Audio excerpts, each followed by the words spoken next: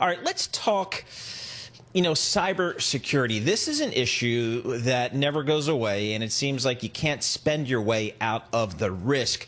It continues to be an issue, whether it's Russian hackers or just other state agents. Matt Hayden, he's a VP of Government Tech Solutions, GovTech Solutions at Exiger. Thank you very much. Former Assistant Secretary of Homeland Security for Cyber Infrastructure, Risk, and Resilience. Matt, give us a kind of a 30,000-foot view where, let's call it corporate America, if not the global economy. Where are we in terms of really dealing with cyber crime on a kind of a global scale?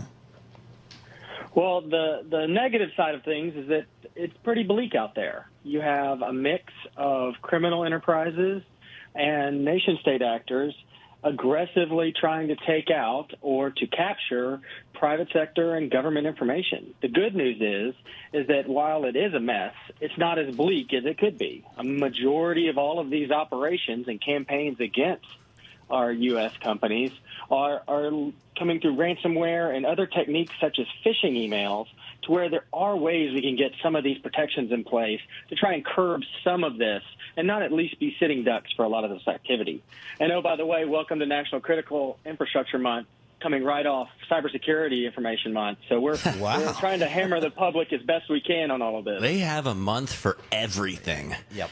They do. How important is crypto in cybersecurity, or how much of a problem is it in terms of crimes being committed? I know that most crimes still, by far, more than anything, are committed for dollars, but crypto has gained a lot of attention in terms of cybercrime. Well, it became the currency of the day with ransomware operators. Ransomware has been around for a very long time. This is not a new approach to bugging and malwaring and challenging workstations and servers and platforms alike. Where crypto came in is it allowed for those transactions, at least at the 10,000-foot level, to appear anonymous and to allow individuals to receive payment without the direct implications of law enforcement being hot on their heels.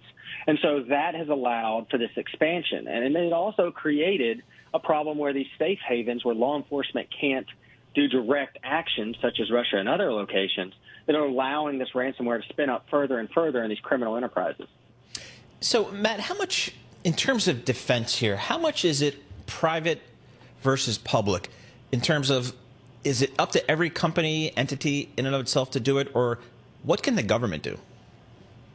So we use the term collective defense. That's not to say that it's on any one private sector partner to defend itself from a nation state, but it's also to say that no one private sector partner should just not have those core cyber elements taken care of, so that they become a weapon in this battle and a victim, as opposed to being a part of this collective defense where everyone is starting to make sure they're not easy targets. So what we have right now is patch management. If you're running software that has a vulnerability and there's a patch for it, put it on there. If you're not doing that, you're opening your door to being not just hacked, but to be used after you get hacked to go after somebody else. And so those supply chain attacks and everything else down the line all stem from, we've got to at least have a baseline of cybersecurity so that the government can do those more advanced features where they have the offensive campaigns to try and take out some of the bad guy networks, at the same time looking at what they can offer as far as domestic protection. All right, Matt, thanks so much for joining us. Matt Hayden there is the VP of GovTech Solutions over at Exiger. He's also the former Assistant Secretary of Homeland Security for Cyber Infrastructure, Risk, and Resilience. So he knows what he's talking about, and they certainly do at Exiger. Thanks so much for joining us. This is Bloomberg.